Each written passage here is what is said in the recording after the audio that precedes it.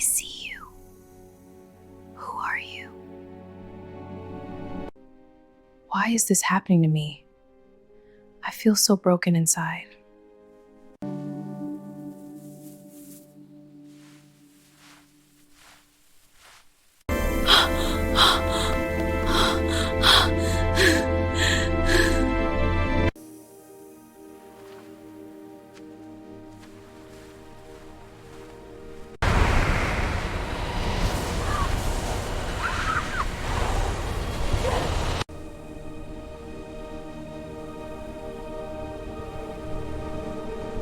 We have to go. Now. But where? I can't see. The path is there. Trust me. Okay, let's go.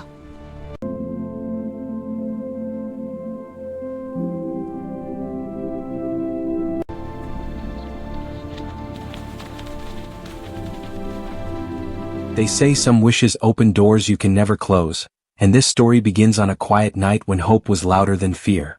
In a small village where everyone knew each other's secrets, there lived a young woman named Amara.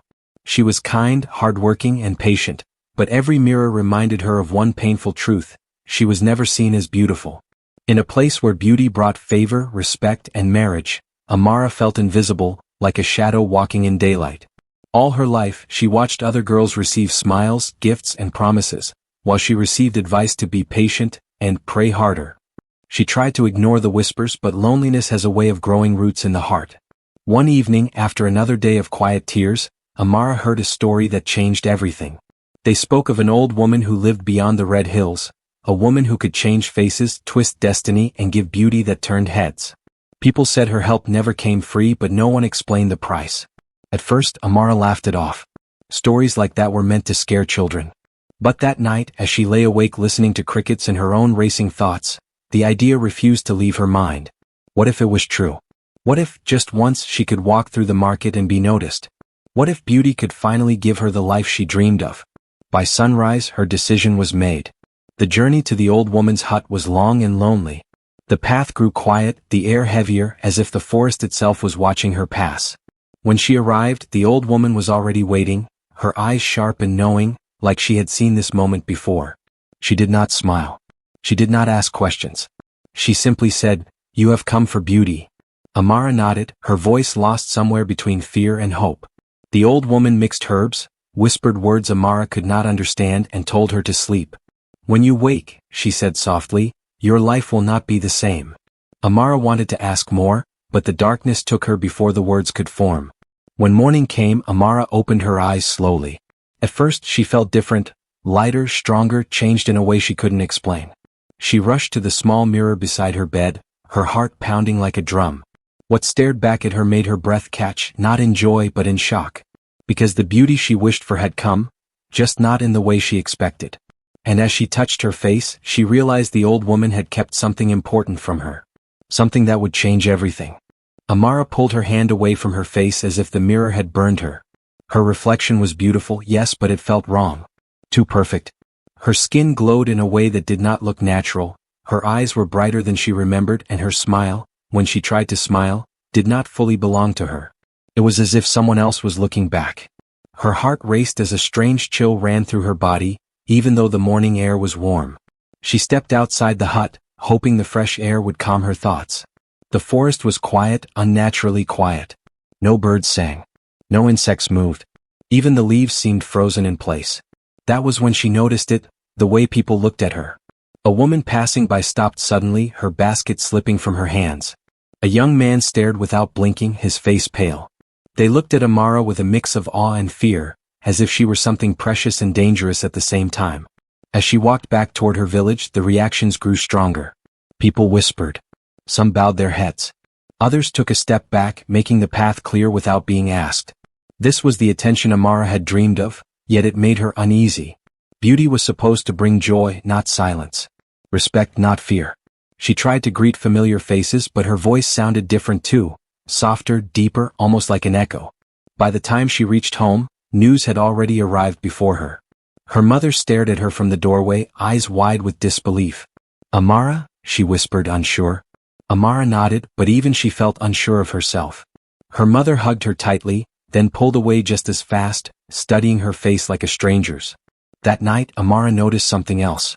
Her reflection did not change with her emotions. When she frowned, the mirror still smiled. When she smiled, the eyes in the mirror seemed to watch her instead. Sleep did not come easily. When it finally did, it brought dreams she could not escape. In her sleep, Amara saw the old woman standing by a river of dark water, calling her name again and again. She woke up sweating, her heart pounding, the words, "Nothing is free," echoing in her mind. That was when she felt it, a dull ache beneath her skin, like something moving, settling, claiming its place. The following days only deepened the mystery. People began to follow her. Doors opened without knocking. Gifts appeared at her doorstep. Yet animals avoided her, children cried when she came near, and shadows seemed to stretch longer when she passed. Each night, the ache grew stronger, and each morning, her beauty became more unreal. Amara wanted answers, but fear held her back. Returning to the old woman meant facing the truth she was running from. And deep inside, she knew whatever had been given to her was slowly asking for something in return. Something she might not be ready to lose. Amara tried to live normally, but normal no longer existed. Even the simplest moments felt strange. When she went to the market, merchants whispered among themselves, glancing at her with nervous awe. Friends who had known her all her life now avoided her gaze, unsure how to act. It was as if the beauty that had once been a dream had turned into a mask, hiding the Amara everyone thought they knew. And yet, behind the perfection, the ache beneath her skin throbbed constantly, a reminder that the gift had a cost she could not see. One evening, as the sun sank behind the hills, she noticed a stranger watching her from the edge of the village. He never came closer, but his presence was unnerving. His eyes, dark and sharp, seemed to pierce past the perfection and into something deeper, into the strange truth that Amara herself was beginning to fear. That night, the dreams returned, more vivid than before. She saw herself in the old woman's hut, but it was no longer the same room. Shadows danced along the walls, forming shapes that whispered her name. A voice, neither kind nor cruel, said simply, "Everything you wished for comes with a shadow." At home, her mother tried to speak to her, but the words failed. You're different," she said, unable to finish the sentence. Amara wanted to explain, to tell her mother that it wasn't just beauty, it was something more. But how could she describe a face that felt borrowed, a life that felt borrowed, and a pull beneath her skin that no one else could see? Even her reflection in the mirror sometimes looked back with eyes that were not entirely her own, watching and waiting. Rumors began to spread through the village. Some whispered that Amara had made a deal with spirits. Others said she had been cursed. Children refused to play near her, and the animals that had once followed her around ignored her completely. Every compliment she received felt hollow, every stare felt like it carried warning. She began to wonder if the old woman had been honest about what she was giving, or if she had twisted her own desire into something dangerous. Then a letter arrived, delivered by an unfamiliar hand. It was written in a looping, elegant script, and it said only, "Meet me where the river bends at midnight. Your choice has consequences." Amara knew immediately that it was from the old woman, or someone connected to her. The note confirmed the fear growing in her heart. Whatever had been done to her was not finished. The ache beneath her skin pulsed as if agreeing, reminding her that the gift of beauty was only the beginning. As midnight approached, Amara paced her room. Questions raced through her mind. What was she supposed to give in return? Could she undo the magic, or was she trapped now in something far larger than herself? And the stranger who watched her, was he a warning or a guide to what lay ahead? One thing was certain, the life she had known was gone, and the world she had stepped into was filled with shadows that moved in ways she could not control. Every step she took toward the river felt heavy, like the ground itself resisted her.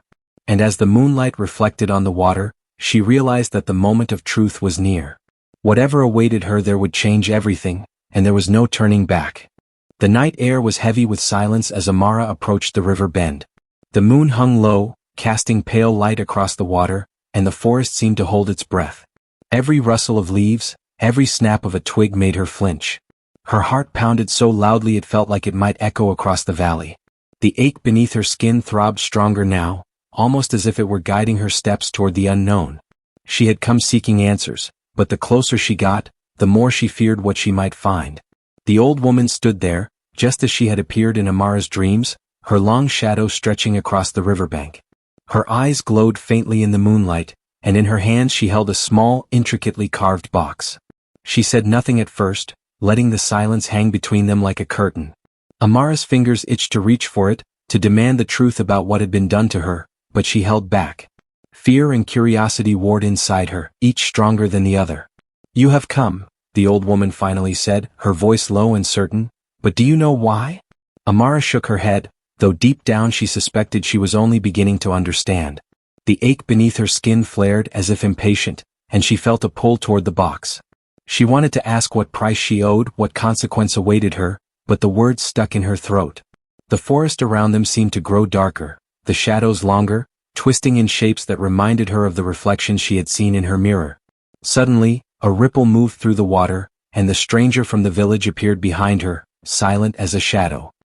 His eyes locked onto hers, and for a moment she saw something in them, warning, perhaps, or knowledge of the danger she was walking into. He said nothing, only gestured toward the box. Amara's hands trembled. Everything she had dreamed of, beauty, attention, admiration, now felt like a chain. Every compliment she had received, every stare, every whispered rumor seemed to have led her here, to this moment of truth she wasn't sure she could face. The old woman lifted the box, and a faint, cold light spilled from its edges. "You wanted beauty," she said, "but beauty is never just a gift. It is a test. It is a choice. And soon you will see the full cost." Amara's chest tightened. She felt the ache beneath her skin writhe like something alive, something hungry. The stranger stepped closer, his presence both a comfort and a warning. The forest seemed to close in around them, the river's gentle flow now sounding like whispers of voices she could almost understand but not fully hear. Her mind raced, every memory of her life colliding with the present. The lonely mornings, the whispers of the villagers, the strange perfection in the mirror that did not feel like her own. And now the box. Its glow seemed to call to her, promising answers, but she knew answers often come at a price. Every instinct told her to run, yet every part of her curiosity and fear anchored her in place. The old woman opened the box slowly, and a cold wind swept through the trees, rustling the leaves like a warning. The stranger's eyes darkened with urgency. Amara stepped closer, her heartbeat echoing in her ears. She could see something moving inside the box, a shadow or maybe a reflection of herself. And just as she reached out, the wind whispered her name and the river seemed to pause. The world held its breath with her, teetering on the edge of something irreversible. Everything hung in balance, and Amara realized that the moment of truth had come. Whatever awaited her in that box would decide everything, and there was no turning back now. Amara's fingers hovered over the edge of the glowing box, her breath caught between fear and curiosity. But before she could touch it, the river surged as if stirred by unseen hands, sending a spray of cold water across her face. She stumbled back, her heart hammering. The box rattled in the old woman's hands, and the glow inside shifted, flickering like it had a life of its own. What had seemed like a single test, a single choice, suddenly felt layered with something far darker. Then the stranger stepped forward, urgency flashing across his face. "It's not what you think," he said in a low, trembling voice. "She didn't just give you beauty. She gave part of herself. And now she's coming for it." Amara froze, confusion and dread knotting together. Part of herself? Coming for it? The ache beneath her skin throbbed violently, and for the first time she felt the true weight of what had been done to her. Beauty had been only the surface. Something deeper, something alive, had been bound to her, and now it stirred, demanding more than she could imagine. The old woman's lips curved into a faint, unreadable smile. "Do you see, child?" she said softly, her eyes glinting like shards of glass in the moonlight. "You wanted to be seen, to be desired. But desire has its own hunger. The world will see you, yes, but it may not recognize the person behind the face." The wind whipped around them, carrying whispers that sounded like her own name, her own voice, but not quite her own. The shadows from the trees stretched and twisted, forming shapes that seemed alive, reaching toward her with fingers of darkness. Amara wanted to step back, to run, but the river behind her roared louder, cutting off her path. The box pulsed with a strange rhythm, almost like a heartbeat, and she felt the ache beneath her skin sink with it, as if something inside her was waking. The stranger grabbed her arm. "Whatever you do," he warned, "don't open it. If you do, the bond becomes complete. She will take more than beauty, she'll take your choice, your freedom, maybe even your life." Amara's mind raced. Every dream she had about being admired, every hope of finally belonging, now seemed like a trap. She realized that the old woman had never promised a simple gift. There was a price, and it was coming due. Her reflection in the box shimmered, not showing her own face, but a distorted version, a version that looked back at her with hunger and malice. Her heart skipped. Could this thing in the box be her own self? Or had the old woman given her a piece of something else, something she didn't yet understand? The river's roar grew louder, and the shadows seemed to creep closer, pressing in from all sides. The stranger shouted, "Step back. Whatever you do, step back." But Amara's curiosity and fear held her in place. Her hand shook as the glow from the box bathed her face in cold light, illuminating a truth that terrified her.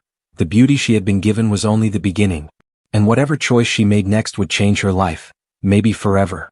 In that moment, the forest seemed to whisper warnings, the river raged with anticipation, and the night held its breath. Amara realized that this was no longer just about beauty. This was about control, about power, and about the unseen forces that had been bound to her the moment she walked into the old woman's hut. Every instinct screamed at her to run, yet something deeper pulled her forward. And as she finally reached for the box, a new shadow rose from the river, larger than the first, its eyes glinting with secrets Amara was not ready to face. Amara's hand trembled over the glowing box, the river's roar and the whispering shadows pressing in from every side.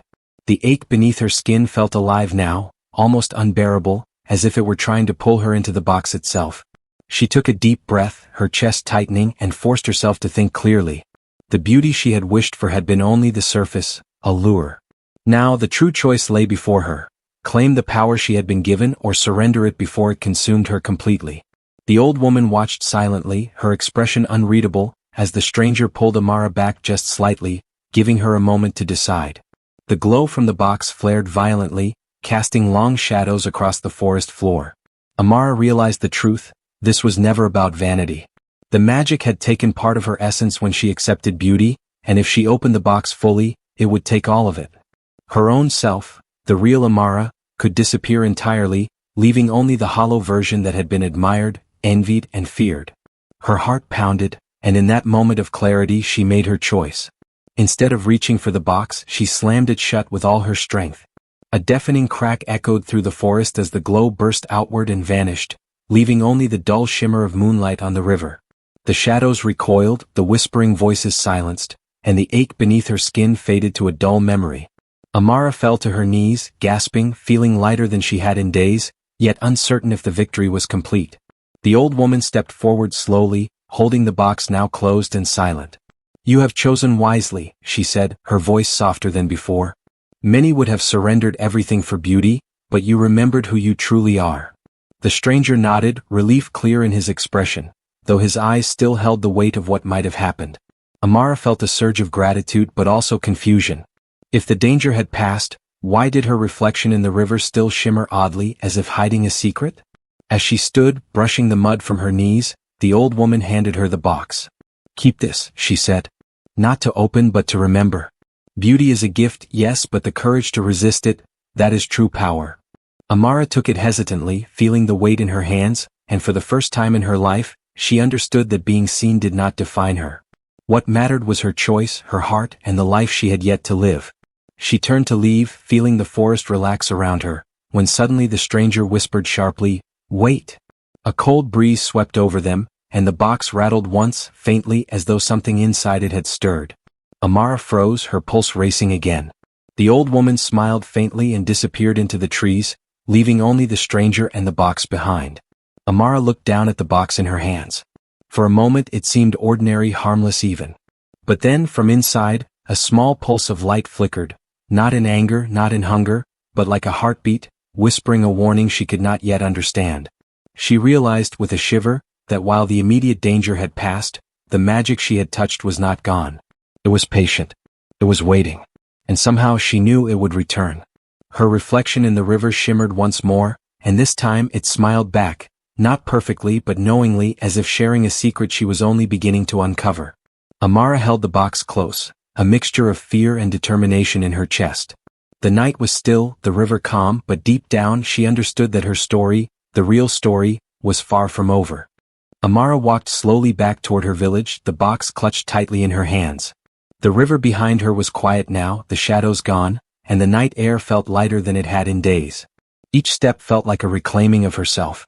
For the first time since she had made the wish, she felt whole. Not because of the beauty that had been given to her, but because she had chosen who she wanted to be, refusing to let magic, or anyone else, take it away. When she arrived, the village seemed to exhale with her. People still noticed her, but this time their eyes held curiosity and warmth instead of fear. Children peered at her from behind their mothers and some even smiled. Amara smiled back, realizing that she no longer needed to be adored or envied. The strength she had found in herself shone brighter than any reflection in a mirror, and that was a kind of beauty no magic could grant. Her mother ran to her, tears in her eyes. "Amara, you're safe," she said, hugging her tightly. Amara held her mother close, feeling a deep sense of connection she hadn't felt in a long time. "I am," she replied softly. "And I've learned something important. Beauty isn't just in what people see, it's in the choices we make, in how we face fear, and in staying true to ourselves."